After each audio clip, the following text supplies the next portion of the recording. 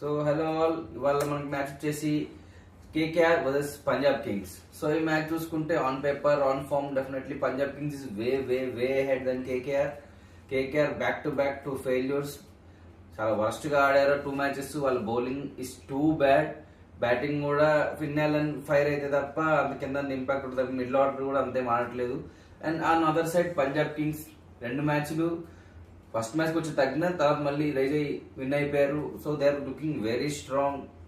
So on paper Punjab Kings is very strong and form permission they are very strong.